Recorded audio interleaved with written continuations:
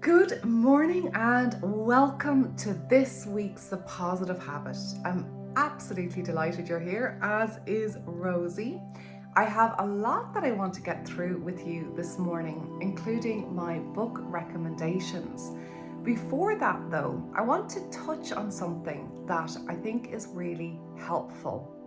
And it is essentially connected to one of the books that I'm going to be reviewing, but it's also really a tool, a mindfulness tool that you can use when you need to intervene with any kind of behavior that isn't serving you. So this can be, for example, emotional eating. It can be maybe scrolling on the internet for too long. It can be some form of behavior that leaves you depleted, that is maladaptive, that isn't serving you. And we all have a tendency to go into these types of behaviors at times. But generally speaking, it is when we are not feeling good in terms of our own sense of self, our sense of worth, our sense of value for ourselves. And yes, this is connected into compassion, but it's also a very practical tool that can be really helpful to just intervene. So what I want you to do is just take a moment and work with me on this. Take a moment to put your two hands down on your knees, an upright position, to close down your eyes, and let's just start to take a few deep breaths. So as deep as you can into the belly, and then a lovely long and slow exhale out through the mouth. And really let that exhale be a sense of letting go, a sense of release. Let's do two more of these. Breathing in, and then that lovely exhale out. And Rosie's exhaling with us. And we breathe in again, our third breath. And a lovely long exhale out through the mouth.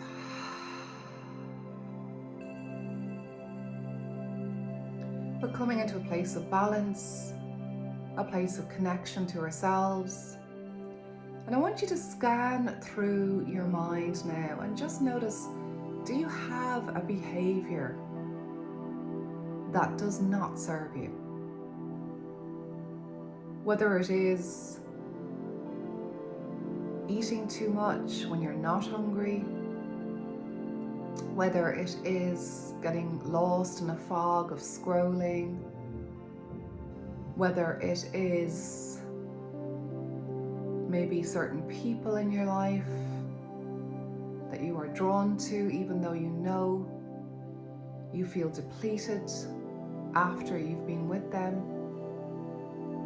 So any type of behavior that is really not healthy, not helping you. It could be alcohol.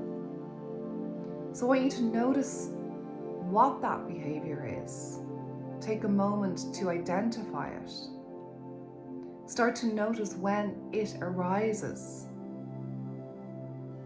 And now what we want to do is we want to just imagine that we're putting the behavior to one side just for a moment, that we're not focused on the behavior. But I want you to take a moment and really look at what is the emotion underneath the behavior. What is it that you are perhaps avoiding? What is it that you don't want to feel? So I want you to imagine that rather than engaging with the behavior, you're going to pause, you're going to stop, you're going to take a deep breath. You're going to hold and you're going to go right into that space wherever you feel that emotion. Perhaps it's in the heart, maybe the head, the stomach, wherever you feel it, and just put your hand to that place as you exhale fully. And just stay there for a moment, and this takes great courage, but it shows that you are actually going to the space that you need to go to. You're willing to feel that emotion. And as a result, you have interrupted a habit and a pattern of behavior. I encourage you to practice this as a rehearsal, and then to implement it as a mindfulness tool into your life. We'll take a last deep breath. We'll hold, we'll open up our eyes, and there we are back again. Namaste. So thank you for working through that with me. It is actually quite a important and really profound exercise when it is practiced regularly. And essentially it's about self-awareness. It's about noticing what's arising for you and being able to go into that place where we so often try to avoid.